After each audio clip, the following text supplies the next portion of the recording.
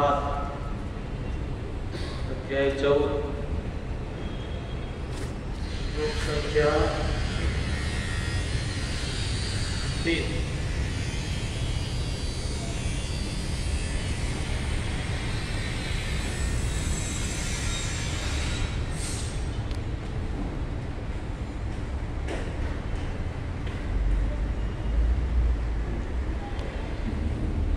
संख्या 3 और 4।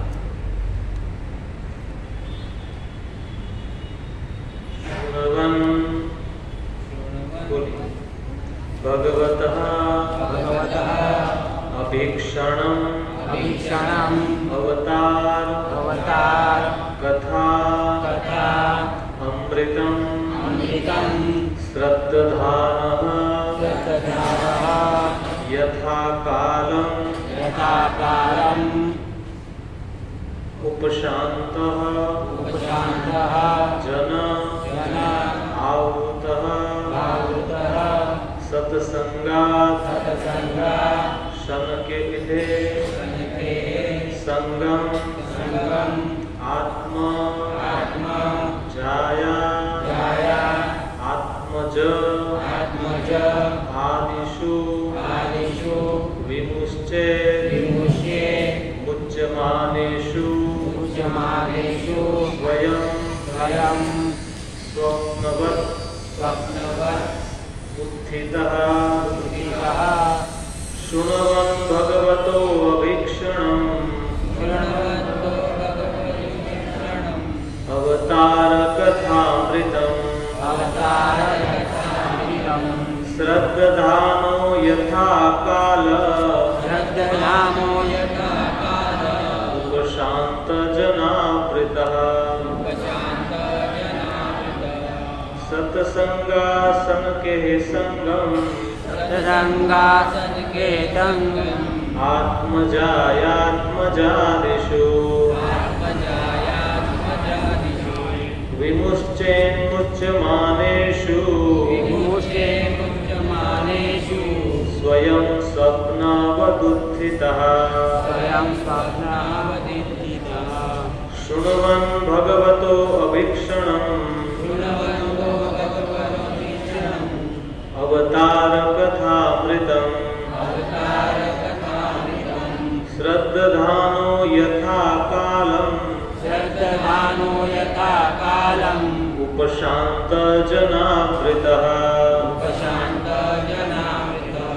सत्संगाच्छन के संगम आत्मजायात्मजादिषु विमुच्येन्मुच्यमानेषु स्वयं स्वप्नवदुत्थितः शृण्वन् भगवतो अभीक्षणम् अवतार कथामृतम् श्रद्धानो यथा कालम् उपशांत जनावृतः सत्संगाच्छन के संगम आत्मजायात्मजादिषु विमुच्येन्मुच्यमानेषु स्वयं स्वप्नवदुत्थितः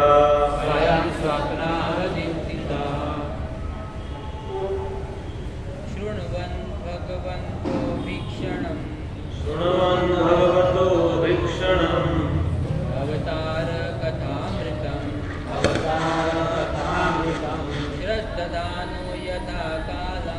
श्रद्धानो यथा कालम् उपशांत जनावृत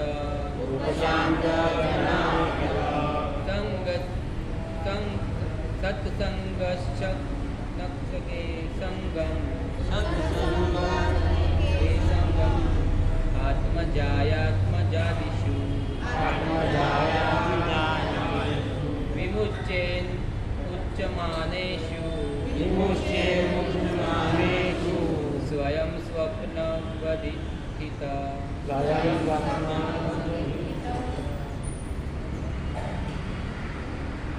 और कोई माता जी शृण्वन् भगवतो अभीक्षणम् शृण्वन् भगवन्तो वीक्षणम् अवतारकथामृतम् अवतारकथामृतम् श्रद्धानो यथा कालम् श्रद्धानो यथा कालम् उपशान्तजनावृतम् संगाथनके संगम् गङ्गासङ्गे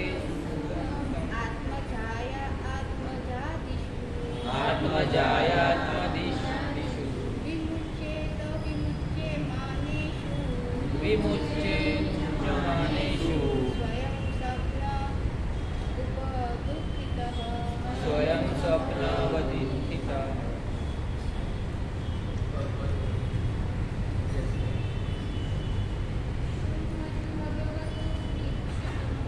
शृण्वन् भगवन्तो वीक्षणम्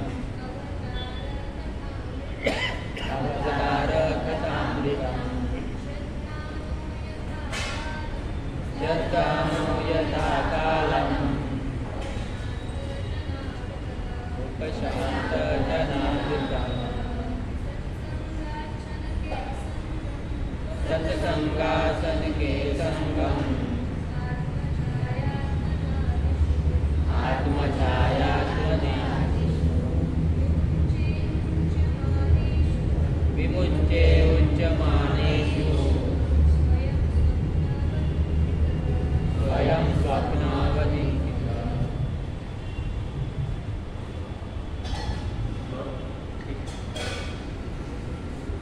शब्दार्थ इस प्रकार है। भगवन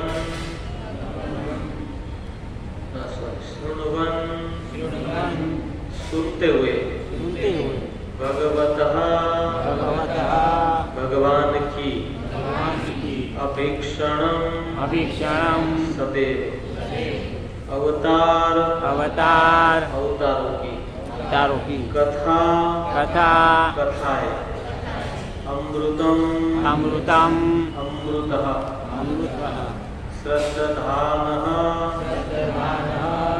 भगवान के विषय में भगवान के विषय में सुनने में अत्यंत श्रद्धालु सुनने में अत्यंत श्रद्धालु यथा कालम यथा कालम समय के अनुसार समय के अनुसार सामान्यतया गृहस्थ को सामान्यतया गृहस्थ को सायंकाल या दोपहर में सायंकाल दोपहर में अवकाश मिलता है।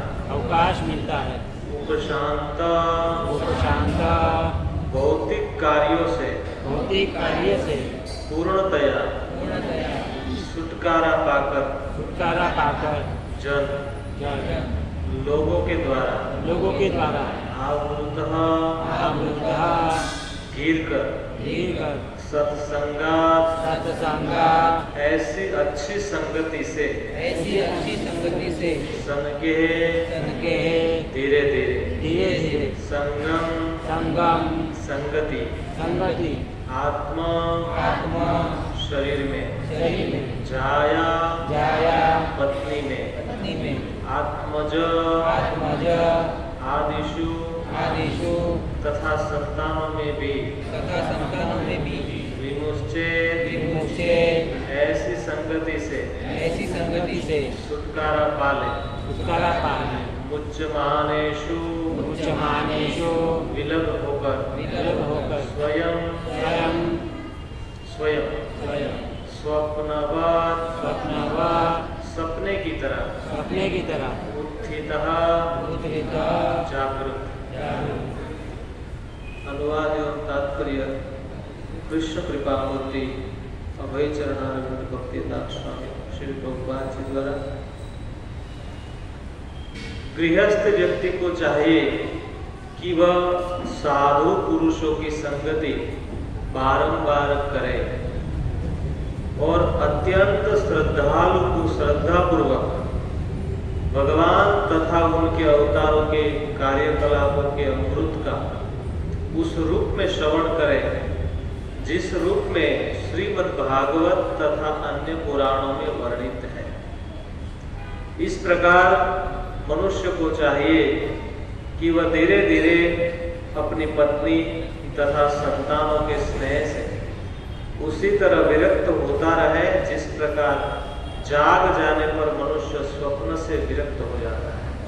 तात्पर्य, कृष्ण भावनामृत आंदोलन की स्थापना विश्व भर के गृहस्थों को श्रीमद् भागवत तथा श्रीमद् भगवत गीता का विशेष श्रवण करने का अवसर प्रदान करने के लिए की गई है।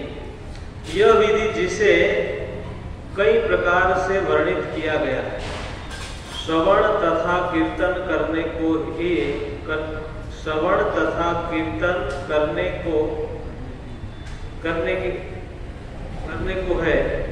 श्रृण्वतां स्वकथा कृष्ण पुण्य श्रवण कीर्तना। जो प्रत्येक व्यक्ति को और विशेष रूप से गृहस्थों को जो मुद्द दी है, कृष्ण के विषय में सुनने का विशेष अवसर प्रदान किया जाना चाहिए।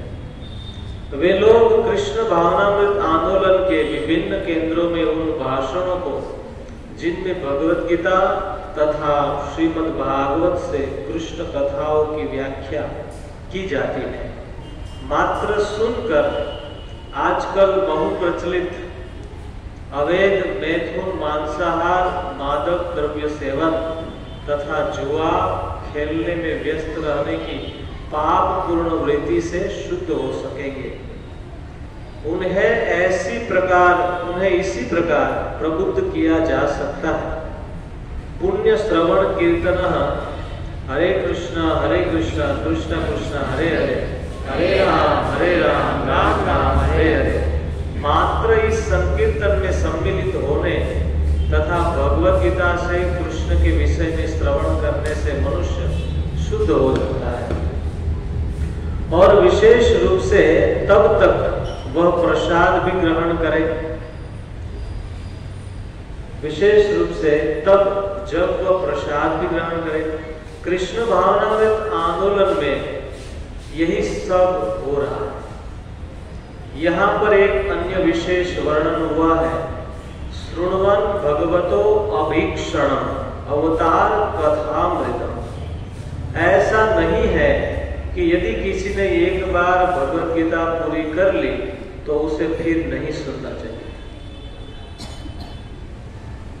पर अभीक्षणम् शब्द अत्यंत महत्वपूर्ण है। हमें बार बार सुनना चाहिए। बंद करने का तो प्रश्न ही नहीं उठता। यदि किसी ने इन कथाओं को अनेक बार पढ़ा हो तो भी उसे बारंबार पढ़ना चाहिए, क्योंकि भगवत कथा अर्थात कृष्ण की वाणी और कृष्ण के द्वारा कहे वचन अमृतम है। जो जितना ही अधिक अमृतम पीता है वह उतना ही नित्य जीवन में प्रगति करता है। यह मनुष्य जीवन मोक्ष के लिए है, लेकिन दुर्भाग्यवश कलयुग के प्रभाव से गृहस्थ लोग प्रतिदिन गद्धों के समान कठिन श्रम करते हैं। वे प्रातः काल उठते हैं और जीविकोपार्जन के लिए 100 मील तक की यात्रा करते हैं। विशेष रूप से पाश्चात्य देशों में मैंने देखा है, प्रभुपाद जी लिखते हैं कि लोग जीविकोपार्जन के लिए कार्यालयों तथा फैक्ट्रियों में जाने के लिए प्रातः 5 बजे जाग जाते हैं। कलकत्ता तथा मुंबई में भी लोग ऐसा ही करते हैं।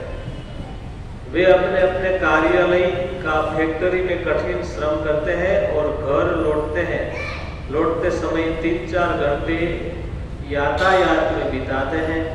तब वे 10 बजे सो जाते हैं और पुनः अपने अपने कार्यालयों तथा फैक्ट्रियों में जाने के लिए प्रातःकाल जाग जाते हैं। शास्त्रों में इस प्रकार के कठिन श्रम को सुकरों तथा मलभक्षियों का जीवन कहा गया है। नायं देह भाजान लोके कष्टं कामान अर्हते विड्ढभुजांगे।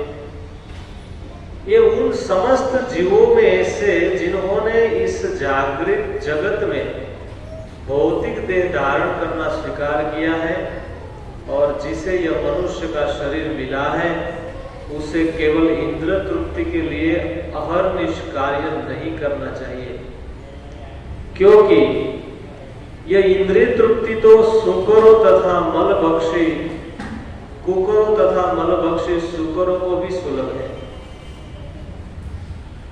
मनुष्य को चाहिए कि श्रीमद् भागवत तथा भगवत गीता सुनने के लिए कुछ समय निकालें।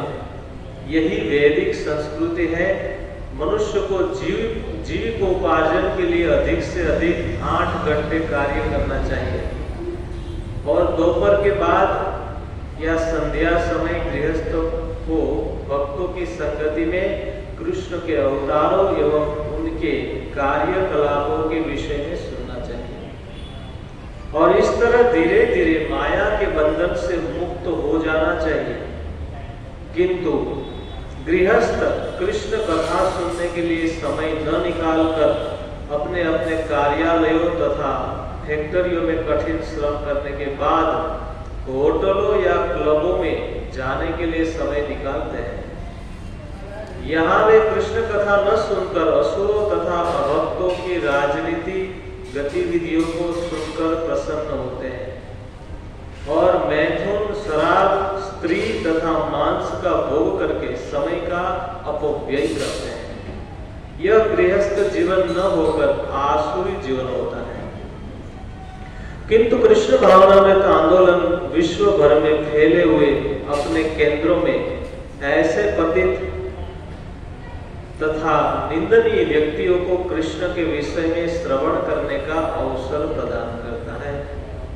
स्वप्न में हम मैत्री तथा प्रेम का समाज बना लेते हैं, किंतु जब हम जागते हैं तो देखते हैं कि सब सुमंत्र हो गया। इसी प्रकार मनुष्य का समाज, परिवार तथा प्रेम भी स्वप्न है और मनुष्य के मरते ही यह स्वप्न समाप्त हो जाता है। इसीलिए मनुष्य चाहे सूक्ष्म रूप में या स्थूल रूप में स्वप्न देखे, ऐसे सारे स्वप्न मिथ्या तथा क्षणिक होते हैं। मनुष्य का असली कार्य तो यह समझना है कि वह आत्मा है, अहम ब्रह्मास्मि। अतः उसके कार्यकलाप भिन्न होने चाहिए, तभी वह सुखी हो सकता है। ब्रह्मभूत प्रसन्न आत्मा न शोचति न कांक्षति, समः सर्वेषु भूतेषु मद भक्ति लभते परा। जो दिव्य पद पर स्थित है उसे तुरंत ही परब्रह्म का साक्षात्कार हो जाता है और वह पूर्णतया प्रसन्न हो जाता है। वह न तो कभी पछताता है, न किसी चीज की इच्छा करता है। वह समस्त जीवों पर समान दृष्टि रखता है। उस अवस्था में वह मेरी शुद्ध भक्ति प्राप्त करता है। भगवत गीता 18:54।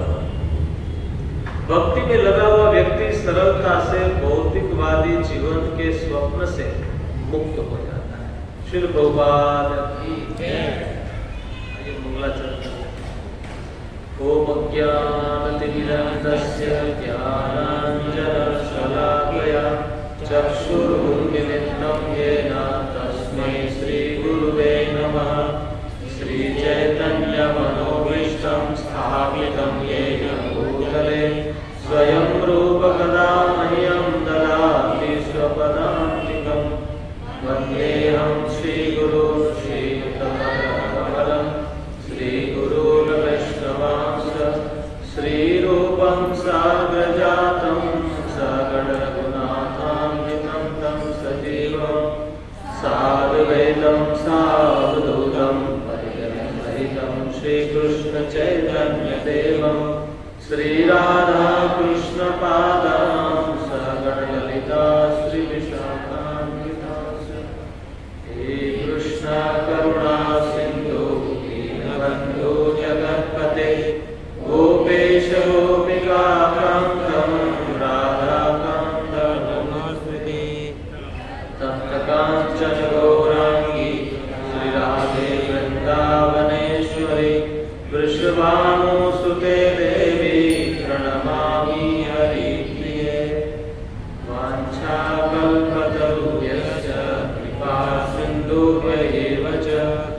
पतितानां पावनेभ्यो वैष्णवेभ्यो नमो नमः।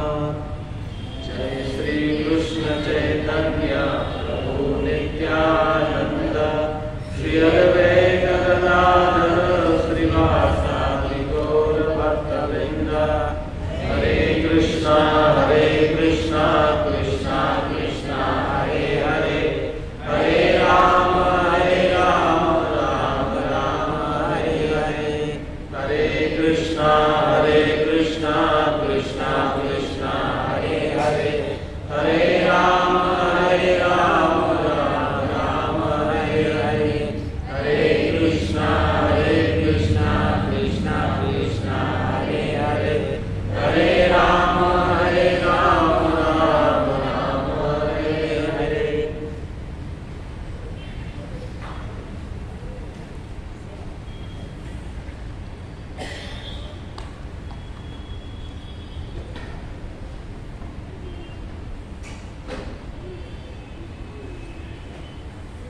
हरे कृष्ण। तो इस साप्ताहिक कार्यक्रम में पधारे हुए आप सभी वैष्णवों का, श्रद्धालुजन भक्तों का स्वागत करते हैं। भगवान की असीम अनुकंपा से हम यहाँ पर ये साप्ताहिक कार्यक्रम सुनते हैं और अपना जीवन धन्य कर रहे हैं, क्योंकि पुण्य श्रवण कीर्तन, भगवान की कथा को श्रवण करना और कीर्तन करना, ये पुण्य माने बहुत पवित्र है और हमें बहुत पवित्र बनाता है। क्योंकि जिस स्थान पर भगवान की कथा होती है, भगवान उसी स्थान पर विराजते हैं, वो पधारते हैं। क्योंकि भगवान ने वचन दिया, भगवान ने नारद मुनि को ये वचन दिया। जब भागवत की महिमा अंतर्गत पद्म पुराण में एक कथा है कि भक्ति महारानी के कष्ट को दूर करने के लिए नारद मुनि ने भागवत का आयोजन किया सप्तऋषि घाट पर, गंगा के तट पर। तो 7 दिन कथा सनत कुमारों द्वारा कही गई है। तो 7वें दिन वहां पर स्वयं भगवान प्रकट हो गए। भक्ति महारानी का जो कष्ट था वो तो हो गया था। उनके जो पुत्र थे ज्ञान वैराग्य, जो अचेत हो गए थे, वो खड़े हो गए। भगवान वहां पर विराजमान प्रकट हो गए, भगवान विष्णु। फिर भगवान के कई भक्त भी प्रकट हो गए, जो जैसे सुखदेव जी है, प्रहलाद जी है, अर्जुन है, ये सब वहां। तब भगवान ने प्रसन्न होकर नारद मुनि जी कहा कि आप मांगिए। तो नारद मुनि ने कहा कि आप जहां जहां आपकी कथा हो इस प्रकार से, वहां आप विराजिए। तो जिस स्थान पर जब जब भक्तों के द्वारा, ऐसा जरूर नहीं बहुत बड़ा है, 2 भक्त भी आपस में मिलकर चर्चा कर रहे हैं तो भगवान उसे सुनते हैं। इतनी इनकी महिमा है। तो और भी कहा गया ना, भगवान को एक बार नारद मुनि ने पूछा कि आप कहाँ रहते हैं? तो उन्होंने कहा नाहम तिष्ठामि वैकुंठे योगिनां हृदयेषु वा। वैकुंठ में भी नहीं रहता हूँ, योगियों के हृदय में भी नहीं रहता हूँ। तो कहाँ रहते हैं? यत्र गायन्ति मद भक्त्या, जहां जहां मेरे भक्त आपस में मिलकर के कृष्ण कथा को गान करते हैं, सुनते हैं, तत्र तिष्ठामि नारद। हे नारद, मैं ज्यादा वहां पर है। तो यही एक स्थान है जहां पर हमें भगवान का आश्रय मिल रहा है। इसीलिए सत्संग में आने के बाद सुख मिलता है। संसार तो है ही, सुखाय कर्म करोति लोके। इस संसार में लोग सुबह में उठकर शाम तक इसीलिए कर्म करते हैं कि सुख मिलेगा। शिल्पा जी ने लिखा कि बॉम्बे और कलकत्ता में भी इस प्रकार से लोग सुबह 5 बजे निकलते हैं, मीलों दूर अपना कार्य करने के लिए, जीविका उपार्जन के लिए निकलते हैं, और इसीलिए सुख मिलेगा। हमारे जीवन के प्रारंभ से लेकर जीवन के अंत तक कर्म करोति लोके, ऐसा नहीं कि हम ही कर रहे हैं, पूरी दुनिया में हो रहा है। लोग कर्म इसलिए करते हैं कि सुख मिलेगा, लेकिन मिलता क्या है? सुख मिलता है? आ कहिए या ना कहिए, नहीं मिलता। जिनको मिलता है वो आ कहिए, नहीं मिलता है तो ना कहिए। सुखाय कर्म करोति लोके, ये भागवत का श्लोक, कि सुख के लिए कर्म करता है, पूरी दुनिया सुख के लिए कार्य करती है, लेकिन सुख नहीं मिलता।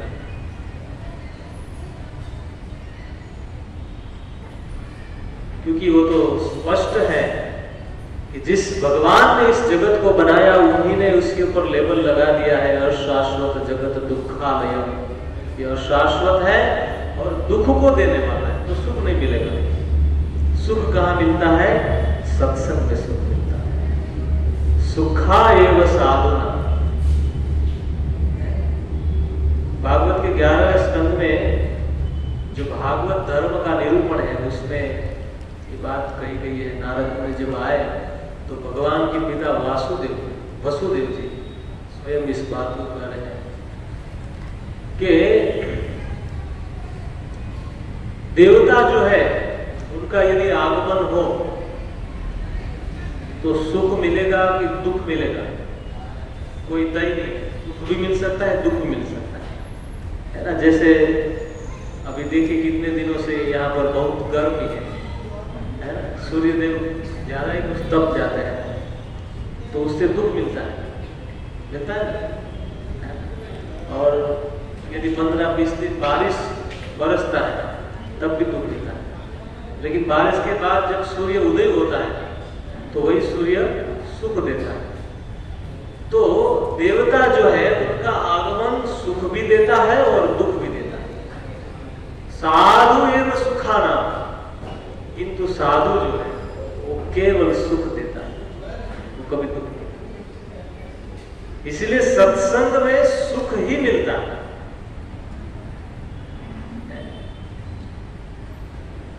श्रवण में इतना आनंद है, और श्रवण के बाद उनका मनन किया जाए तो और सुख मिलता है। मनन चिंतन किया जाए तो उसका और सुख मिलता ही रहता है। रोज नित्य नवीन नवीन आपको आनंद मिलता जाएगा यदि इन कथाओं, प्रोग्राम में तो आते हैं 7 दिन में एक बार, इसके साथ साथ यदि इसको मनन चिंतन में अपने रूटीन जीवन में कायम लाया जाए, भागवत के श्लोक को पढ़ना, उसके अनुवाद को देखना, उसके अर्थ को, उनके भाव को, क्योंकि चिंतन करने से और फल मिलेगा। आज मुझे प्रभु जी प्रश्न कर रहे हैं कि प्रभु जी हम भागवत क्लास को सुनते हैं, संडे को सुनते हैं, कभी रोज सुनते हैं, लेकिन सुनने के बाद मतलब संडे को एक दिन सुनते हैं, फिर वो डिलीट हो जाता है। 7 दिन तक उसका कोई नहीं होता। जैसे आज सुना तो फिर 7 दिन तक भूल जाते हैं। क्यों भूल जाते हैं? क्योंकि श्रवण करते हैं लेकिन उसका चिंतन मनन नहीं करते हैं। इसको चिंतन करना, तब उनका वास्तविक फल प्राप्त होता है। श्रवण का फल मिल गया, लेकिन इसको यदि और चिंतन मनन करेंगे तो उसका विशेष, क्योंकि श्रवण में भेद होने से उसके फल में भी भेद हो जाता है ना। इसलिए जब धुंधुकारी के द्वारा कथा का आयोजन किया गया, आपने कथा सुनी होगी, भागवत की महिमा में आता है कि गोकर्ण जी ने धुंधुकारी जो प्रेत बना था उनके लिए कथा का आयोजन किया, तो पूरा गांव सुन रहा था। और 7 दिन हुआ, 7 दिन के बाद कथा की जिस प्रकार से महिमा है उसी प्रकार प्रकार भगवान के नाम से विमान लेने के लिए आ गए धुंधुकारी। कथा सुनते हैं तो विमान लेने आएंगे।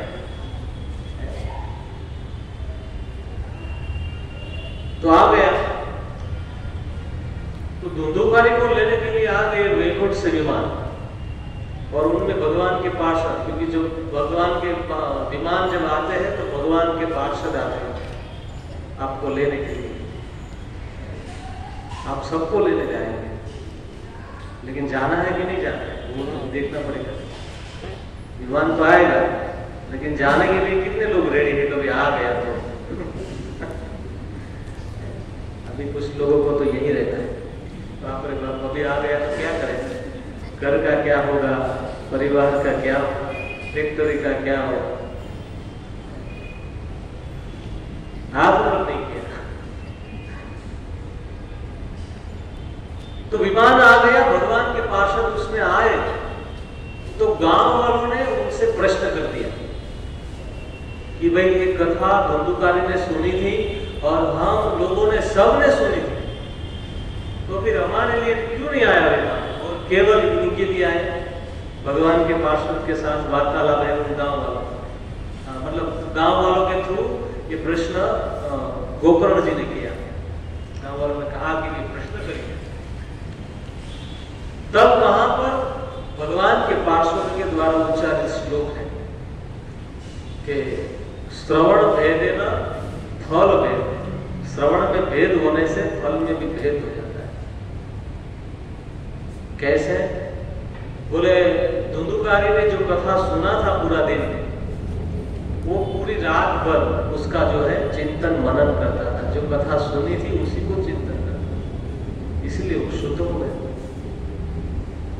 और आप लोग 2 टाइम कथा होती थी, बीच में आप खाना खाने चले जाते थे, और उस बीच में भी आप कभी सो जाते थे, कभी प्रमाद, कभी आलस आ जाते थे, इसलिए आपको फल प्राप्त हो। तो कथा जो सुनते हैं उसको स्मरण करना चाहिए। तो आज का जो सुंदर श्लोक है, ये श्लोक खास करके जो गृहस्थ है उनके लिए कहा गया है, और प्राय हम लोग गृहस्थ हैं।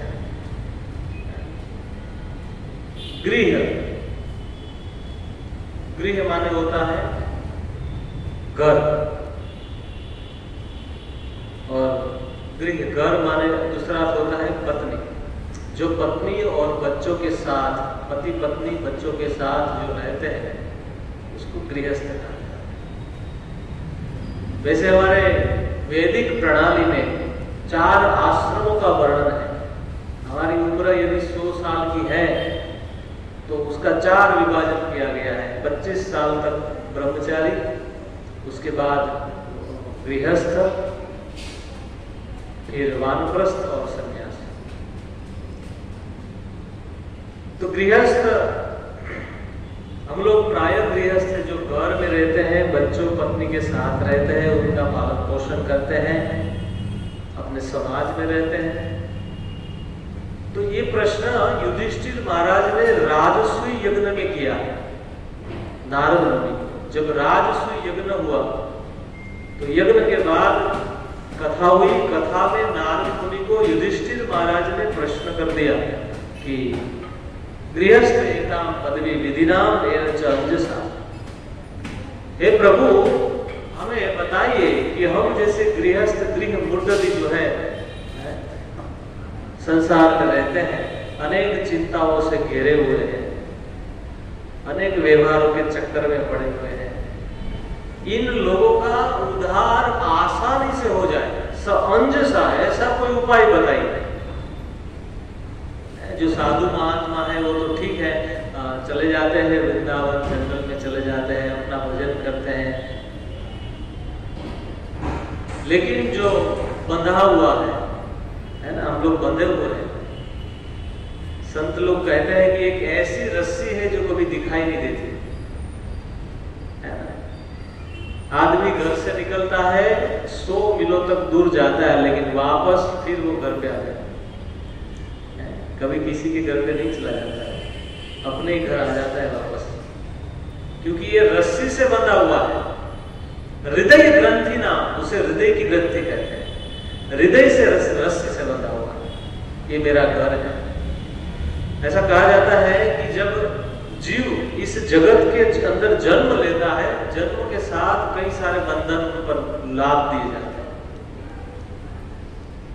जैसे जन्म लेता है तो सबसे पहले क्या मिलता है? आत्मा, ये शरीर मिलता है जो हमको मिला हुआ है। ये शरीर मिला है तो पहला बंधन लग गया कि ये मेरा शरीर है। फिर जिनसे जन्म होता है, जिस माता पिता से, फिर उसी का बंधन लग जाता है कि ये मेरे माता पिता।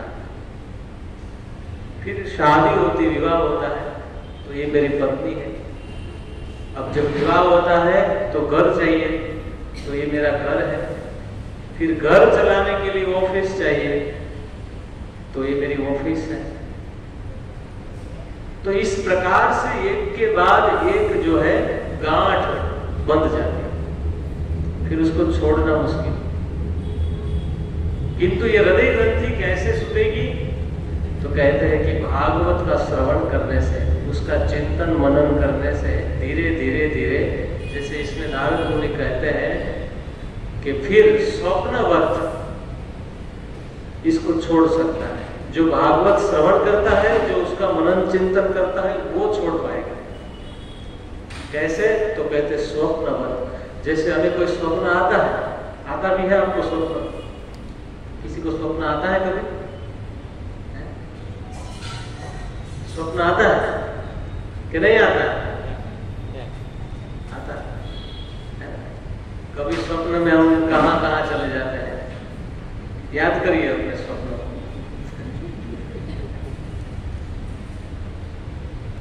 और कभी कभी इतना आनंद आ जाता है कि वाह रे वाह, कभी कभी राजा बना देते हैं भगवान स्वप्न में।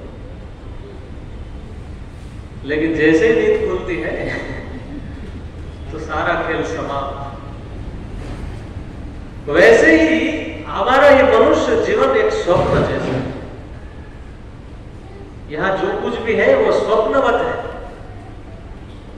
जैसे काल आ गया उसी दिन ये सब समाप्त हो, उसी क्षण, तुरंत, कोई देर नहीं लगेगी। इसीलिए भगवान शिव कहते हैं, उमा कहूँ मैं अनुभव अपना, सत हरि भजन जगत एक स्वप्न।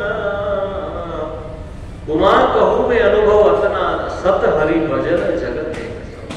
सत्य है हरि भजन। हरे कृष्णा कृष्णा कृष्णा हरे हरे, हरे राम राम राम हरे हरे। यही एक सत्य है। तो यहां पर कहते हैं कि गृहस्थों को क्या करना चाहिए। तब नारद मुनि उसका उत्तर देते हैं कि गृहस्थ सबसे पहले तो गृहे अवस्थितो राजन क्रिया कुर्वन् यथोचित वासुदेवार्पणम साक्षात उपासित महामुनि। जो गृहस्थ है उसको अपने घर परिवार के लिए जो कर्तव्य है उसे करना चाहिए। घर चलाने के लिए जो धन उपार्जन की आवश्यकता है उसे अवश्य करिए, लेकिन गधे की तरह मेहनत मत करिए। लोकवाद ने लिखा है कि 8 घंटे ठीक है, मेहनत करनी चाहिए। तो अपने घर में रहकर घर का पालन करना चाहिए। वासुदेवार्पणम साक्षात। किंतु इन प्रयासों, इन कार्यों, इन कर्मों से जो फल मिलता है वो भगवान को अर्पण कर देना चाहिए। वासुदेवार्पणम साक्षात।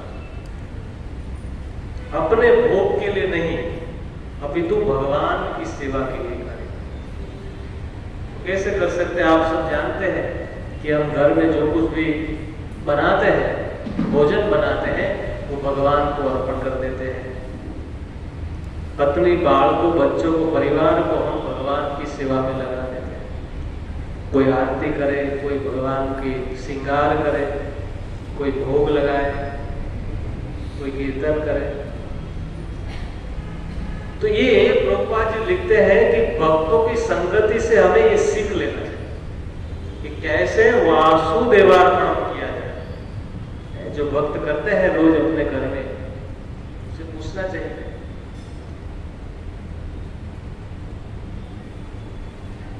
तो फिर इसमें कहते हैं श्रृण्वन् भगवतो अभीक्षणम् अवतार कथाम। क्या करना चाहिए? क्योंकि श्रृण्वन् भगवतो अभीक्षण, सुनना चाहिए भगवान की अवतार कथा। भगवान इसीलिए अवतार लेते हैं, इसीलिए लीलाएं करते हैं कि आने वाले जीव मेरी इन लीलाओं को, इन अवतार की कथाओं को श्रवण करके पवित्र हो जाए, पवित्र हो जाए। तो अवतार कथा को सुनना चाहिए, लेकिन अभीक्षणम बहुत महत्व है। अभीक्षणम का अर्थ होता है कि बार बार उसे सुनना चाहिए, है ना। प्रभुपाद जी लिखते हैं कि कोई एक बार सुन लेता है, बोले हमने तो सुन लिया।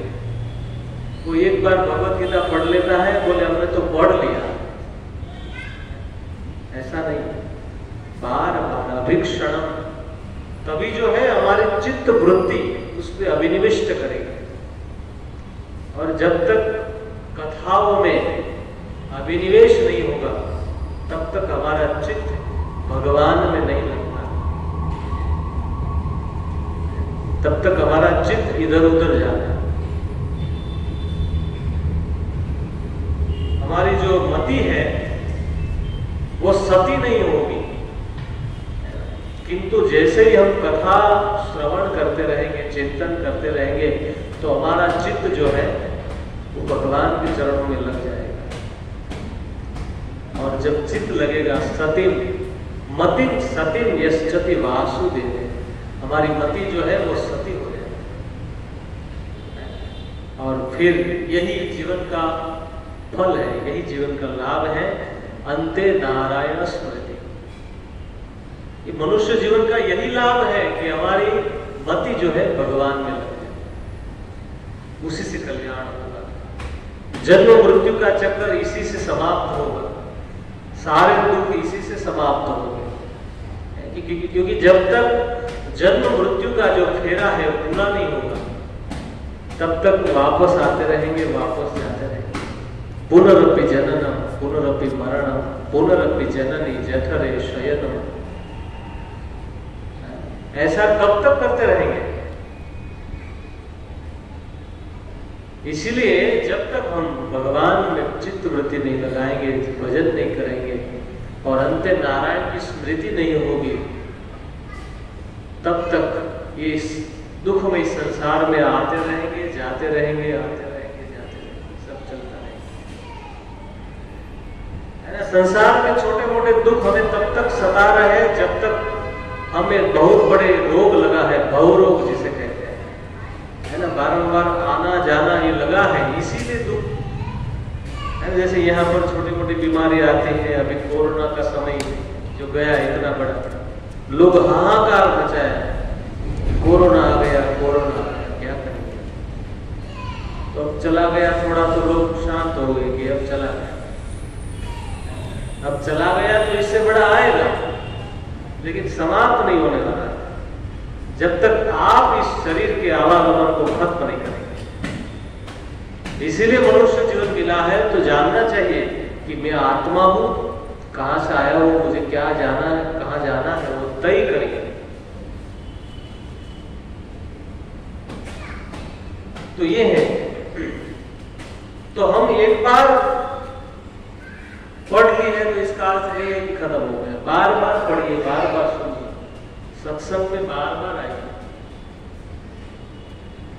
श्रद्धानो यथा काल उपशांत जन आवृत, कहते हैं इस प्रकार जब अवकाश मिलता है दोपहर के और शाम को प्रभुपाद जी लिखते हैं कि हमारे काम से अवकाश लेकर के हमें इसको पाठ करना चाहिए, श्रवण करना चाहिए या कीर्तन करना चाहिए। हरे कृष्णा कृष्णा कृष्णा हरे हरे, हरे राम राम राम हरे हरे। क्योंकि ये मनुष्य जीवन बहुत ही महत्वपूर्ण है, बहुत ही महत्वपूर्ण। इसके विषय में भगवान स्वयं भागवत के 11वें स्कंद में उद्धव को साथ जो वार्तालाप है उसको बताते हैं। नृदेहमानं सुलभं सुदुर्लभं प्लवं सुकल्पं गुरुकर्णधारम्। नृदेहमानं सुलभं सुदुर्लभं, ये जो मनुष्य जीवन नृ माने जो हमें मिला है ये बहुत ही दुर्लभ है, आप सब जानते हैं, है ना। 84 के चक्कर में घूमने के बाद मनुष्य जीवन मिलता है। तो इन बातों को बार बार स्मरण करके जितना हो सके उतना जल्दी भजन कर लेना चाहिए। गुरु कर्णधार, गुरु के आश्रय में रहकर, क्योंकि मनुष्य जीवन एक नौका है इस भवसागर से पार करने के लिए। इस आवागमन को खत्म करने के लिए मनुष्य जीवन एक नौका है। और इस नौका, जब आपने देखा होगा कि कोई नाव जब चलती है, नाव वाला जब नाव को चलाता है सागर में, समुद्र में, तो उसके लिए अनुकूल हवा चाहिए। यदि हवा अनुकूल न हो तो वो ठीक तरह से नहीं चल सकता। तो अनुकूल हवा क्या है? बोले भगवान की कथा। जब हम भवसागर पार करने के लिए गुरु का आश्रय लेकर चल देते भक्ति के मार्ग पर, तो उसके लिए जो अनुकूल हवा है वो है भगवान की कथा और भगवान के नाम का कीर्तन। हरे कृष्णा कृष्णा कृष्णा हरे हरे, हरे राम राम राम हरे हरे। तो श्रोमण भगवतो अभीक्षण, भगवान की कथा सुननी चाहिए साधु पुरुषों का संग करके। भगवान के भक्तों की संगति में रहकर भगवान की कथाओं को सुनना चाहिए, क्योंकि श्रवण करने से भगवान में चित्त लग जाता है, प्रेम होता है ना। हम इस संसार में जो कुछ सुनते हैं, जो देखते हैं, वही हमारे मन में आता है। वैसे ही जो हम भगवान के दर्शन करते हैं या भगवान की कथा को सुनते हैं तो भगवान से प्रेम हो जाता है। जैसे रुक्मिणी को हुआ, उन्होंने कृष्ण को कभी देखा नहीं था, किंतु कृष्ण के विषय में बहुत सुना था। सुनते सुनते भगवान में प्रेम हो गया और भगवान ने उनके प्रेम को स्वीकार किया। तो वैसे हमारा भी प्रेम भगवान स्वीकार करेंगे, हमें भी स्वीकार करेंगे जब हम कथा सुनते सुनते प्रभु में प्रीति हो जाए। लेकिन कैसे सुनना चाहिए? तो कि श्रद्धापूर्वक इस कथा को सुनना चाहिए। और अमृतम, ये कथा कैसी है? अवतार कथा अमृतम, ये अमृत है। ये सुनने से जो है सबका कल्याण होता है। वैसे कहा गया कि परीक्षित महाराज को जब सुखदेव जी कथा सुना रहे थे तो स्वर्ग से देवता अमृत लेकर आ गए कि ये अमृत आप इनको पिला दीजिए और हमको इसके बदले में कथा अमृत दीजिए, क्योंकि सुराणाम अभी दुर्लभ, ये कथा देवता को दुर्लभ, ये केवल भूमि पर होता है, वहां नहीं होता है। और वो अपना अमृत लेकर आ गए। वो अमृत कैसा है? स्वर्ग का अमृत सुख तो दे सकता है, कुछ लंबा जीवन भी दे सकता है, यहाँ से ज्यादा सुविधा दे सकता है वो अमृत, लेकिन फिर भी वो नाशवान है। एक न एक दिन वो सुख भी चला जाएगा। जैसे क्षीणे पुणे मृत्यु लोकम विशंति, जैसे पुण्य समाप्त हो जाएंगे तो फिर से मृत्यु लोक में आना होगा। तो आचार्यगण कहते हैं कि क्या अंतर है स्वर्ग के अमृत में और कथा अमृत में। क्योंकि स्वर्ग का अमृत यदि कोई पीता है तो उसे बल मिलता है, शरीर पुष्ट होता है। शरीर पुष्ट होने से इंद्रियां प्रबल होती है, इंद्रियां प्रबल होने से भोग में वृत्ति लग जाती है और भोग करने से नरक मिलता है। ये स्वर्ग का अमृत है। यहाँ प्राय लोग जब मर जाते हैं तो लिख दिया जाता है कि स्वर्गवासी हो गए। और साधारणतया जो आध्यात्मिकता है उस ऐसे ही है कि स्वर्ग में जाना है, वहां तक सीमित है, इससे आगे नहीं जाना है। स्वर्ग में चले गए मतलब सुखी हो गए, ऐसा लोग मानते हैं। लेकिन क्षीणे पुण्य मृत्यु लोकम विसंति, वहां पुण्य जब क्षीण हो जाएंगे तो फिर यहाँ ना होगा। किंतु भगवान के धाम में जो कोई चला जाता है, यद गत्वा न निवर्तन्ते तद्धाम, भगवान के नाम से कोई वापस नहीं आता है। और वहां जो सुख है वो नित्य सुख है, कभी समाप्त नहीं होने वाला। और यहाँ जो सुख है वो अनित्य है, जो क्षण क्षण में समाप्त हो जाता है, होता ही नहीं है। केवल दुख की जो निवृत्ति है उसी को हम सुख मान लेते हैं। सुख तो कभी आता ही नहीं है ना। हमारे दुख आता है और दुख थोड़ा ही क्या ब्रेक लग दिया, हम लगते हैं कि सुखी हो गए, लेकिन सुख आता ही नहीं।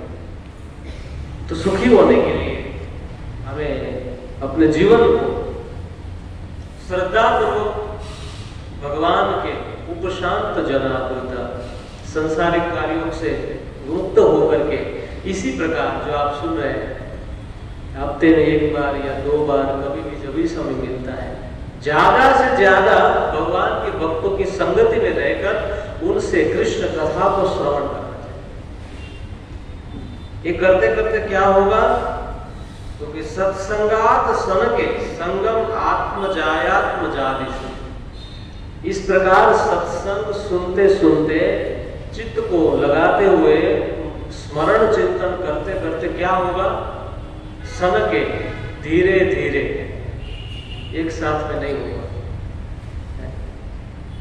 धीरे धीरे सन के संगम आत्मजायात्म जादिशु, हमारी जो चित्त वृत्ति जो विषयों में लगी हुई है, जो परिवार में लगी हुई है, ये तो यहाँ पर जो है केवल बंधन के स्वरूप, कर्म के स्वरूप सब मिला हुआ है, बाकी सब अकेले ही है ना। आना अकेला है, जाना भी अकेला ही होगा, साथ में नहीं जा सकते, क्योंकि हमारा संबंध पूर्ण पुरुषोत्तम परमेश्वर भगवान श्री कृष्ण से है। तो उसी से प्रेम करेंगे तो फिर ये जो झूठा संबंध जो हमने बना लिया है वो समाप्त, क्योंकि ये नाशवान है। तो संगम आत्म जायात्म जादिशु, इस प्रकार सत्संग में रहेंगे, भक्तों के संग से बार बार कथा को सुनेंगे, बार बार स्मरण करेंगे, ये करते करते करते हमारा मन शुद्ध हो जाएगा और मन की जो चित्त वृत्ति संसार में, समाज में, परिवार में, बच्चों में लगी हुई है वो भगवान में लग जाएगी।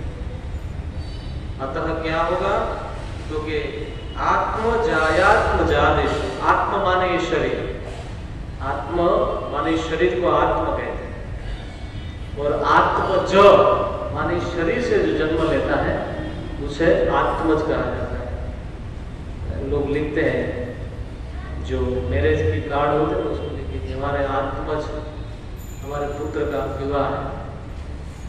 तो शरीर से जो जन्म लेता है उसे आत्मज, जाया, और उसी पुत्र को जन्म देने वाली जो पत्नी है उसको जाया कहते हैं।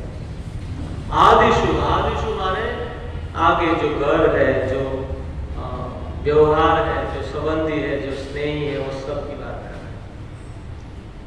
विमुश्चैन मुश्च मानेशु, ऐसी संगति से छुटकारा मिल जाएगा कथा सुनने से, कथा श्रवण चिंतन से।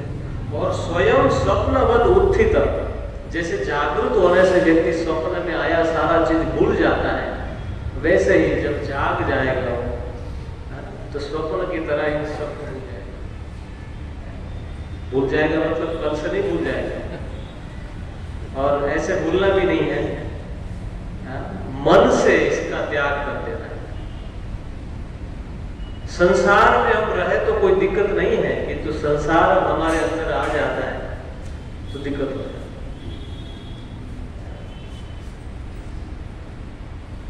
एक बार मैं सुन रहा था, एक बहुत जोक है क्या नहीं, लेकिन शिक्षा है। गुजरात में सोमनाथ मंदिर, तो उस जो शिक्षिकाएं थी, टीचर, वो मंदिर में गई दर्शन करने, पहली बार गई होगी, और वो घंट बजा तो सब बाहर निकल गए, वो लोग बेल पड़ गया क्योंकि रोज स्कूल में ये होता था, बेल बजता था तो सब निकल जाते हैं। तो कहने का अर्थ है कि वो संसार जो है दिमाग में आ गया। तो हम लोग संसार में रहते हैं, लेकिन संसार हमारे अंदर नहीं आता। और ये ज्ञान हमें कहां से प्राप्त होगा? सत्संग से प्राप्त होगा। बारंबार चिंतन स्मरण करने से ये स्थिति बनी रहेगी। जैसे नाव का जीवन पानी में है, लेकिन पानी में नाव नहीं आनी चाहिए। पानी जो है नाव में नहीं आना चाहिए। यदि नाव में पानी आ गया तो डूब गए। वैसे ही हम संसार घर गृहस्थी में रहते हैं, उस कर्तव्य को पालन करते हैं, लेकिन उसके साथ साथ मन में स्थिति बनी रहनी चाहिए कि आखिर में यहाँ मेरा कुछ नहीं है, जो कुछ भी है कर्म के हिसाब से है, समय समय पर सब छूट जाएगा, कुछ मिल जाएगा। इसलिए हमारे आचार्यों ने हमें युक्त वैराग्य सिखाया। जिस खास करके ईशोपनिषद तेन त्यक्तेन भुंजिता, ये बहुत ही महत्वपूर्ण है कि जो मिला है उसे त्याग कर भोगो। पहले उसका त्याग कर, जो मिला है उसको त्याग कर दो, पहले त्याग करके फिर इसका तेन त्यक्तेन भुंजिता, फिर भोग करो। मिला है आज, कल मिलेगा, नहीं भी मिलेगा तो कोई चिंता नहीं है। और युक्त वैराग्य का दूसरा अर्थ है, जो कुछ भी मिला है उसे भगवान को अर्पण करके फिर ग्रहण करो। इसे कहते हैं युक्त वैराग्य। वैराग्य नहीं बन जाना है, सब कुछ छोड़ छाड़ के चले गए। बहुत लोग चले जाते हैं लेकिन वापस आ जाते हैं, कुछ दिनों के बाद वो आ जाते हैं वापस। तो इसका कोई अर्थ नहीं होता। आप जहां है वहीं पर रहे। रूप गोस्वामी ने कहा है, स्थाने स्थिता, आप जहां है वहीं रहिए, लेकिन वहीं से साधु की संगति में रह करके भगवान की कथा को सुनिए, भगवान के पवित्र नाम का जप करिए।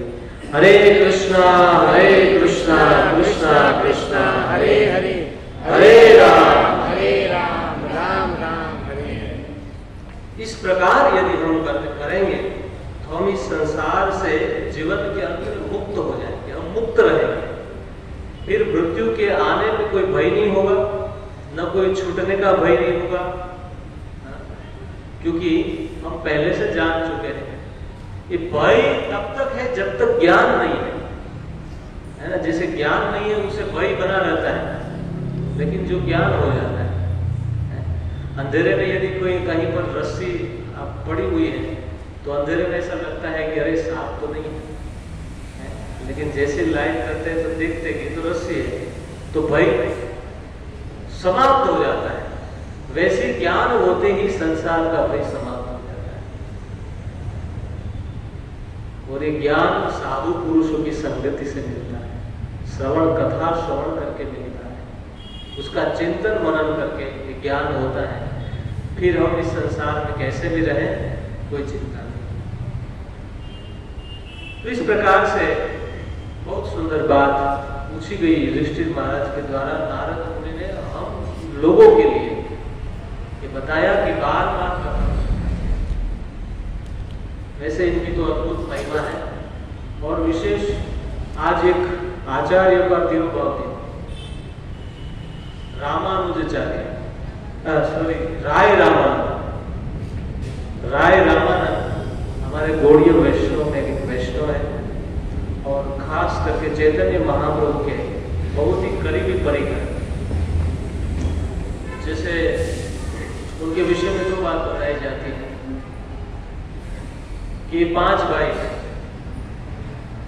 और उनके पिता जो है इस चैतन्य लीला में पांडु राजा है और इनके 5 पुत्र मानो पांडव, और उन्होंने भगवान चैतन्य महाप्रभु को समर्पित किया। ऐसी भी कथा है। और दूसरी कथा है कि ये चैतन्य लीला में ये विशाखा सखी का रोल करते हैं राय राम, क्योंकि खास करके चैतन्य महाप्रभु इन 2 लोगों से कृष्ण कथा सुनते थे, स्वरूप दामोदर से सुनते थे और राय रामानंद से सुनते थे। तो इनकी अद्भुत लीला है कि वो एक शूद्र जाति से थे, किंतु उस समय वो एक गवर्नर भी थे, नौकरी थी सरकारी। तो चैतन्य महाप्रभु जब दक्षिण की यात्रा के लिए जा रहे थे तो सर्वभौम भट्टाचार्य ने उनको ये कहा था कि आप जा रहे हैं तो वहां पर जो है राय रामानंद से अवश्य भेंट करिए, वो आपके साथ जोड़ने योग्य है, आपके साथ रहे। तब चैतन्य महाप्रभु फिर मिले गोदावरी के तट पर,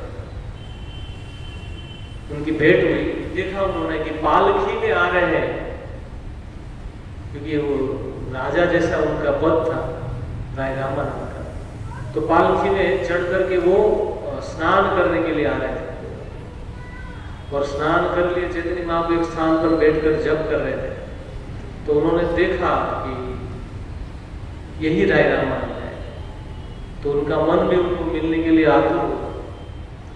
फिर कुछ देर बाद राय रामानंद ने देखा कि कोई सन्यासी है और उनका तेज हजारों ब्राह्मणों जैसा तेज उनका देख करके वो आ गए और जैसे छड़ी गिरती है वैसे चैतन्य महाप्रभु के चरणों में गिर गए। चैतन्य महाप्रभु ने उनको उठा लिया और आलिंगन दे दिया, और इतना आलिंगन दोनों ही शरीर में विकार उत्पन्न होने लगा, सात्विक विकार। तो वहां जो ब्राह्मण थे, बहुत सारे ब्राह्मण उनके साथ आए थे, तो वो देख रहे हैं कि ये सन्यासी और ये तो एक शूद्र है, और वेदों में वर्णन है कि सन्यासी जो है शूद्र से नहीं मिल सकता, लेकिन चैतन्य महाप्रभु ने उसको अपने गले से आलिंगन दिया, क्योंकि जो शास्त्रों का स्पष्ट मत है कि ये जो वर्ण है, ये जो आश्रम और वर्ण है, ब्राह्मण वैश्य,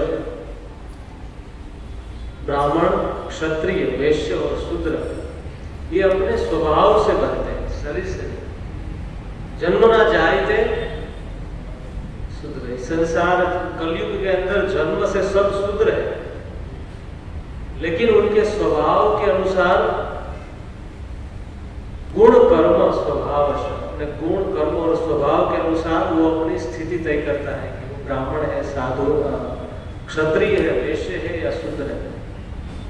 उनके लक्षण पता चल जाते हैं। गीता में इसका वर्णन है, आप शायद देखेंगे कि ब्राह्मण के क्या लक्षण होते हैं, क्षत्रिय के क्या लक्षण होते हैं। ये लक्षण ही वो तय करता है कि ये ब्राह्मण है, ये शूद्र है, वैश्य है। अब ये जाति से जो है वो जाति कहां से आ गई पता, लेकिन स्पष्ट मत वेद व्यास जी का तो यही है। और इसलिए आप देखिए ऐसे कई है जो कथा, इसलिए कहा है जन्मना जायते शूद्र संस्कारात् द्विज उच्यते, वेद पाठात् भवेत विप्र ब्रह्म जानाति इति ब्रह्म। जो भगवान को तत्व से जानता है वही ब्राह्मण है। जिनके हाथ में वेद है वही ब्राह्मण है। तो ब्राह्मण ये जो वर्ण है वो स्वभाव से बनते हैं, अपने कर्म से बनते हैं, जन्म से नहीं। तो राय रामानंद को चैतन्य महाप्रभु ने गले से लगाया, फिर उनसे कृष्ण कथा सुनने के लिए आग्रह किया कि आप हमें कृष्ण कथा। उनको ले गए, अपने पास बिठाया और आपस में चर्चा होने लगी। पहले कुछ कथा वो खुद सुनाए, फिर राय रामानंद से कहा कि आप हमें कथा सुनाए। तो चैतन्य महाप्रभु स्वयं राय रामानंद से कथा सुनते हैं। आगे भी फिर वहां से जब आ गए तो कहने लगे कि आप जगन्नाथपुरी आ जाइए, मैं शेष जो जीवन है वहीं पर बिताऊंगा, हम आपस में मिलकर कृष्ण कथा को गाएंगे, सुनेंगे। तो राय रामानंद को कथा सुना। तो ये राय रामानंद जी का आज तिरुभाव तिथि है, जो खास करके ललिता विशाखा सती, इनके विषय में वर्णन है कि जगन्नाथपुरी जब आ गए तो जगन्नाथ जी की जो रथ यात्रा निकलती है तो उसके आगे एक नृत्य होता है, देवदत्त नृत्य शायद उसको बोलते हैं, मेरी जानकारी। और इस नृत्य के लिए स्त्रियों को श्रृंगार किया जाता है, सजाया जाता है जगन्नाथ जी की प्रसन्नता के लिए। तो राय रामानंद स्वयं उन स्त्रियों को नहलाते हैं, उसको वस्त्र पहनाते हैं और उसको श्रृंगार करते हैं। फिर भी उनके शरीर में कोई विकार उत्पन्न नहीं। उनको नृत्य सिखाते हैं कि ऐसे करना है, ऐसे करना है। जगन्नाथ जी की रथ यात्रा से आगे आगे नृत्य। तो एक बार किसी व्यक्ति को उन्होंने भेजा कि आपको कृष्ण कथा सुनना है तो आप राय रामानंद के पास जाएंगे। और वो जब आए तो राय रामानंद वो स्त्रियों को नृत्य सिखाया। बोले ये तो स्त्रियों को स्पर्श कर रहे हैं, उनको हाथों से जैसे सिखा रहे हैं, तो इनसे क्या मैं कृष्ण कथा। तो वापस चले गए, चैतन्य महाप्रभु के पास गए, बोले ये तो स्त्रियों को नृत्य सिखा रहे हैं, ये मुझे क्या कृष्ण कथा सुना। बोले आप जाओ, आपने पहचाना नहीं, ठीक से पहचानो। वैष्णव क्रिया मुद्र विज्ञ ना मुझे। भगवान की लीला एक बार समझ में आ जाती है, लेकिन भक्तों की लीला नहीं समझ में आती।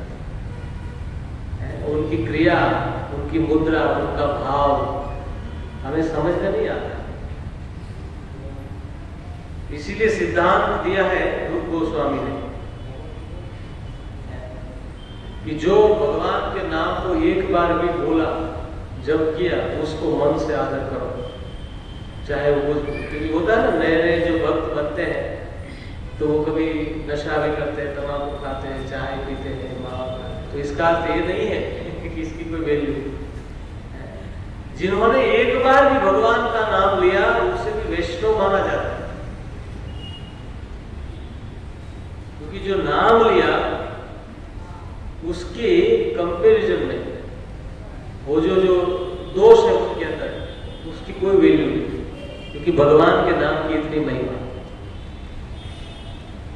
तो एक बार जो नाम लेता है उसे मन से आदर करना चाहिए।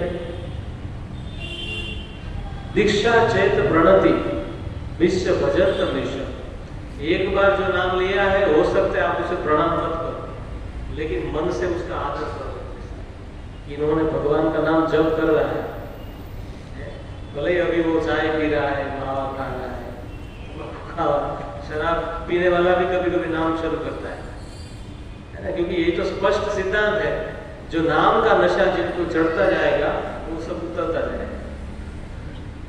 ऐसा नहीं कि पहले ही दिन से सब हो जाए, ऐसा नहीं। तो उसका मन से आदर करो, रूप गोस्वामी कहते हैं। और दीक्षा चेत प्रणति भजंत विषम। और जिन्होंने दीक्षा ले ली, गुरु से शिक्षा दीक्षा ग्रहण करके भजन प्रारंभ किया, 16 माला जप करते हैं, उनको तो प्रणाम करना जरूरी आवश्यक हो जाता है। उनको प्रणाम अवश्य करना चाहिए, उनको प्रणाम प्रणति, उनको प्रणाम करना, साष्टांग प्रणाम उसको अवश्य करना। लेकिन फिर भी उनका संग करने के लिए नहीं कहा, क्योंकि वो भजन करना है, लेकिन हो सकता है इतना शुद्ध नहीं हो। तो फिर जो यहाँ साधु संगति कही गई, किसकी करनी चाहिए? निंदादि शून्यम हृदयम इप्सित संकल्प, जिनका हृदय भजन करते करते दूसरों की निंदा से मुक्त हो गया, उसी का संग करो, तब वो संग का लाभ मिलता है। तो भगवान के भक्तों की क्रिया मुद्रा को कोई समझ नहीं सकता, विज्ञ ना मुझे बड़े बड़े विद्वान नहीं समझ सकते। इसीलिए किसी की उपेक्षा न करते हुए सभी वैष्णवों को, सभी भक्तों को हमेशा आदर के साथ देखना चाहिए, क्योंकि कौन कहाँ किस रूप में कहाँ भक्त है, कि क्या स्थिति है, हमें नहीं पता है। और हम तो ऐसा है कि जैसे बड़े विद्वान हैं, किसी के ऊपर टिप्पणी कर देते हैं, वैसा है वैसा है। ये अपराध हो जाता है, उन अपराधों के फल स्वरूप हमारा जप ठीक से नहीं होता, हमारा भजन नहीं।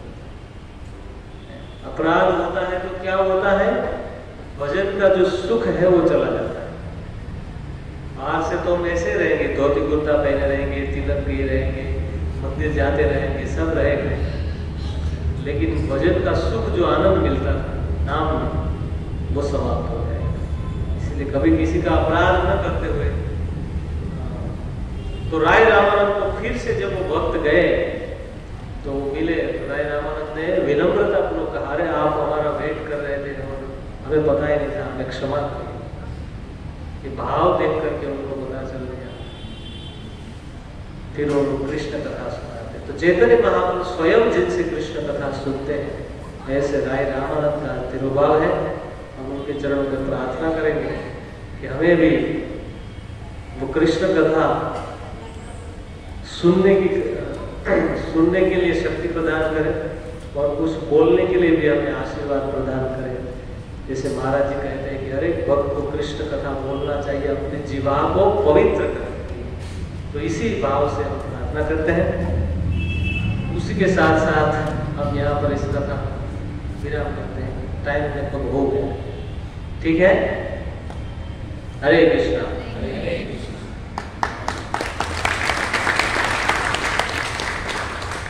किसी का कोई प्रश्न है? एक आध प्रश्न ले लेते हैं। Any questions?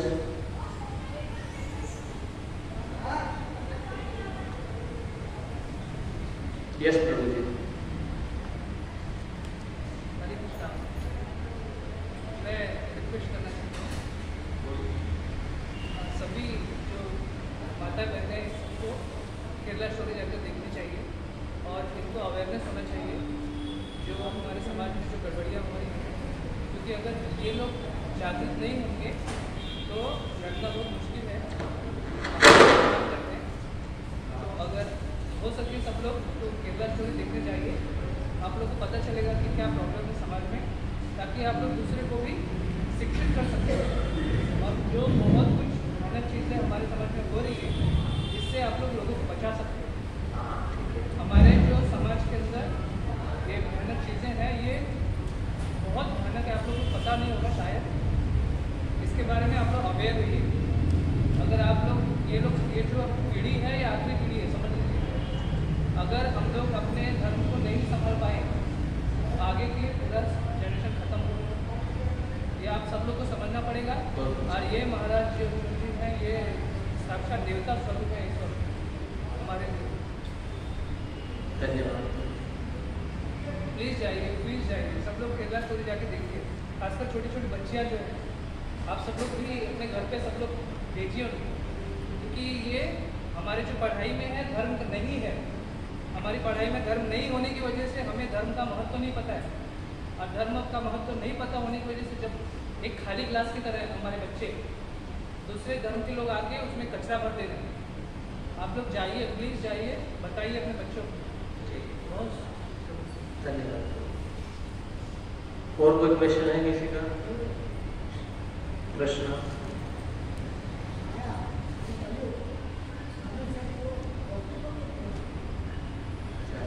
माया और कलयुग मनुष्य को भक्ति क्यों करने देते थे? सही प्रश्न है। क्योंकि माया जो है भगवान की शक्ति है। देवी हेषा गुणमयी मम माया दुरत्य। ये जीव जो है भगवान से विमुख होकर इस जगत में आया और भगवान ने ही उसको माया के संरक्षण में रखा और माया को आदेश दिया है कि आप उसे दंड दो और वो तब तक दंड देती है जब तक वो पक्का भक्त नहीं होता।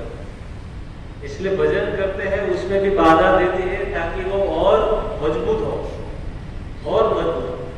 तो जब माया के और कलयुग के प्रभाव से हमारे भजन में बाधा पड़ती है तो हमें और तीव्रता से और मजबूताई से उसको करने का प्रयत्न करें।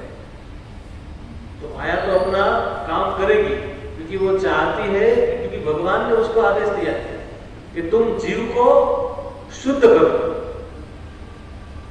कृष्ण बहिर्मुख जीव भोगवान सा करे अतएव माया सारे झापटी है। भगवान से विमुख हुआ है जीव, इसलिए ये माया जो है भगवान की कपट कृपा है। ये कृपा करते क्योंकि और दुख देती है तो भजन की ओर मुड़ता है और जब भजन करता है तो उसमें बाधा भी देती है। तो भजन जब और भक्त करने लगता है तो फिर वो भगवान के पास जा सकता है। इसलिए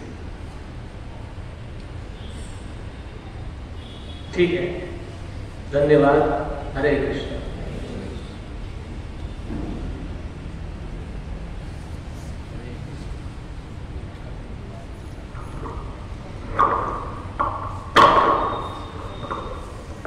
हरे कृष्णा कृष्णा कृष्णा हरे हरे राम राम राम हरे। तो प्रभु जी ने आज लक्ष्मीदा प्रभु जो सूरत से आए हैं हमारे बीच में, बहुत ही सुंदर उन्होंने श्रीमद् भागवतम के 7वें स्कंद का 4वें अध्याय का 3रा और 4था श्लोक हमारे सामने प्रस्तुत किया। खास करके इसके अंदर जो बताया गया कि इस श्लोक का यदि आप स्टार्टिंग देखेंगे तो उसके अंदर है श्रृण्वन, है ना। पहला ही शब्द क्या है? श्रृण्वन। श्रृण्वन का अर्थ है कि हमको क्या करना चाहिए? श्रवण करना चाहिए। तो बहुत ज़रूरी है कि क्योंकि हमको जो भी ज्ञान प्राप्त होता है वह कैसे होता है? श्रवण करने से। जब तक हम श्रवण नहीं करेंगे हमको ज्ञान हासिल नहीं होता। अब तो देखिए 3 चीज़ें, हमारे माता पिता हैं वह हमको उंगली पकड़कर हम लोग को चलना सिखाते हैं। दूसरे है गुरु, है ना। गुरु की यदि हम उंगली पकड़ के चले गए तो हमको जीवन किस प्रकार से हमको जीना चाहिए और गुरु के माध्यम से हमको सीखने को मिलता है। और यहाँ पर जो प्रभु जी ने ये जो श्रीमद् भागवतम का आज का जो प्रसंग लिया, है ना, यदि कोई व्यक्ति अपने जीवन के अंदर श्रीमद् भागवत का उंगली पकड़ ले, है ना, तो वो उड़ सकता है। कहाँ पर उड़ सकता है? सीधा गोलोक वृंदावन धाम के अंदर। जैसे प्रभु जी ने आपने वो धुंधुकारी की वो जो कथा बताई है ना, कि विमान जो है पुष्पक विमान, है ना, पहले खाली धुंधुकारी को लेने के लिए आए। हालांकि कथा तो सब लोगों ने सुनी, सबके लिए विमान नहीं आए, लेकिन क्या करते थे सब लोग? कथा सुनते थे, घर पर चले जाते थे। लेकिन जब भी सब लोगों ने कथा सुनी और घर पर कोई नहीं गया, लगातार क्या है, हमेशा प्रभुपाद महाराज कहते हैं भागवतम के अंदर नित्यम भागवत सेवा है, प्रतिदिन हर रोज, है ना। तो क्या करना चाहिए? भागवत का श्रवण करना चाहिए। तो जैसे हम भागवत का श्रवण करेंगे तो भागवत की यदि आपने सहारा ले लिया भागवत रूपी ग्रंथ का, भागवत के शब्द का, यह जो शब्द है किसके मुखाबिन से निकले? सुखदेव गोस्वामी के मुखाबिन से निकले। और सुखदेव के मुखाबिन से जो भी शब्द निकला है वह क्या है? अमृत के समान है। यदि कोई व्यक्ति अपने जीवन में अमृत धारण कर ले तो उसकी मृत्यु नहीं होती, यह तो साधारण है। लेकिन सुखदेव गोस्वामी के मुख से जो अमृत निकला है वह तो हमको सीधा गोलोक वृंदावन धाम ब्रजेंद्र नंदन श्री कृष्ण श्याम सुंदर है उनकी प्राप्ति कराने वाला है। और जो व्यक्ति वहाँ पर पहुँच गया, यद्यत्वान निवर्तन्ते, वापस कभी यहाँ पर आएगा नहीं। तो कहते हैं कि शब्द गुजराती कवि बहुत ही सुंदर लिखते हैं कि ये जो शब्द है ना, शब्द का बहुत महत्व है। तो आ शब्द जो है ये આપણને પ્રભુના નગરે પહોંચાડશે। પ્રભુના નગરમાં यदि हम प्रयास करें कि हम इस चरण के द्वारा यदि प्रभु के नगर में पहुंचने का प्रयास करें तो जीवन निकल जाएगा। जीवन तो क्या, जन्मों के जन्म निकल जाएगी फिर भी हम इस चरण से भगवान के धाम में नहीं जा पाएंगे। लेकिन ये जो शब्द जो है ना, शब्द से हम क्या कर पाएंगे, भगवान के धाम में जा सकते हैं। जैसे कहते हैं गीता, रामायण में गीता मारी अंतर की आंखों हरिये मने दीदी से उड़वानी काको, तो કેવી રીતના ઉડી શકશું? શબ્દ દ્વારા. ભાગવતમના જે શબ્દ જે છે એના દ્વારા આપણે શું કરી શકશું? ઉડી શકશું અને ઉડીને ક્યાં પહોંચી શકશું? ભગવાનના ધામમાં, ગોલોક વૃંદાવન ધામમાં. तो आगे प्रभु जी बहुत ही सुंदर उनको श्रीमद् भागवतम में सप्तम स्कंद कि गृहस्थ को किस प्रकार से जीवन जीना चाहिए, गृहस्थ में रहकर गृहस्थों का कर्तव्य क्या होगा, हमें कैसे करना चाहिए, स्वप्न रूप हमारे जो भी पत्नी बच्चे जो हैं, है ना, तो उनको कैसे किस प्रकार से हम लोग जैसे हम स्वप्न देखते हैं, है ना, तो स्वप्न देखने के बाद में भूल जाते हैं, तो उसी प्रकार से हमको गृहस्थ के अंदर रहना चाहिए, उसके अंदर आसक्त नहीं होना है, सबका ख्याल रखना है, लेकिन क्या करना है, उसके अंदर आसक्त हो जाएंगे तो हम भगवान के पास में नहीं जा पाएंगे। तो बहुत ही सुंदर लक्ष्मीधर प्रभु ने हमको भागवतम का श्रवण कराया। आइए सभी भक्त लोग उनके लिए एक बार हरे कृष्ण महामंत्र बोलकर उनका अभिवादन व्यक्त करेंगे। हरे कृष्णा कृष्णा कृष्णा हरे हरे, हरे राम राम राम हरे हरे। तो आज का बहुत ही सुंदर ये जो प्रसाद है, काफ़ी सारे भक्त लोगों ने उनके प्रसाद बनाने के लिए मेहनत किया है। तो सबसे पहले सुगीता माता जी हैं, उन्होंने सब्जी बनाने की सेवा ली थी। बाद में मधु माता जी हैं, उन्होंने चावल बनाया है। दाल की सेवा बच्चा प्रभु के माता जी उन्होंने बनाया है। और रेखा माता जी किसने प्रसाद बनाया? माता जी आए हैं? अच्छा, ओके। तो बहुत ही सुंदर रेखा माता जी बोरीवली से आते हैं, तो बोरीवली से वो राइस बनाकर लेकर के आई है। तो इन सभी भक्तों के भी हम बहुत बहुत आभारी हैं कि जो इतना सुंदर भगवान के लिए भोग बना के लाते हैं, अपना कुछ समय निकालते हैं बिजी लाइफ में से, है ना। तो उनके लिए भी हम एक बार हरे कृष्ण महामंत्र बोलकर उनका अभिवादन व्यक्त करेंगे। हरे कृष्णा कृष्णा कृष्णा हरे हरे, हरे राम राम राम हरे हरे। ठीक है। और यहाँ पर जो प्रथम बार आए हैं, कृपया करके अपना हाथ ऊपर कीजिए इस प्रोग्राम के अंदर जो पहली बार है। हाँ, तो इन सभी भक्तों के भी हम बहुत बहुत आभारी हैं कि यहाँ पर देखिए इसी प्रकार से यहाँ पे एवरी वेडनेसडे को यहाँ पे सत्संग कार्यक्रम होता है। तो आप सभी के चरणों में निवेदन है, प्रार्थना है कि इसी प्रकार से यहाँ पे भगवद गीता, भागवतम और भगवान की कथा का यहाँ पे ये होता है, क्लास होता है। तो सभी लोग इस कथा के अंदर आमंत्रित हैं और सबके लिए बाद में प्रसादम है। तो सभी लोग अपने साथ में, अपने परिवारजनों के साथ में यहाँ पर लेके आ सकते हैं और अपना जीवन जो है धन्य बना सकते हैं। जिस प्रकार से प्रभु जी ने कहा यहाँ पे खड़े होकर, यदि हम हमारे बच्चे को रामायण भागवत ये धर्म की शिक्षा नहीं देंगे तो हमारे बच्चे लोग विपरीत अवस्था में चले जाएंगे। तो हम सभी लोगों को यह बात सावधान रखनी चाहिए, यदि हम यहाँ पर आएंगे, सत्संग में आएंगे, तो हमारे बच्चे लोग आएंगे ना। हम बोलेंगे कि बच्चे लोगों को जाओ सत्संग में, है ना, तो नहीं जाएंगे। हमारे आचरण को देख करके हमारे बच्चे लोग क्या करेंगे, सीखेंगे। तो सभी से क्या करना चाहिए, इस प्रकार से यहाँ पर आना चाहिए और अपने जीवन को धन्य बनाना चाहिए। ठीक है। हरे कृष्ण। कीर्तन 5 मिनट। ठीक है। प्रभु जी बोल रहे हैं कि 5 मिनट थोड़ा कीर्तन करेंगे, सभी लोग खड़े हो जाएंगे। तो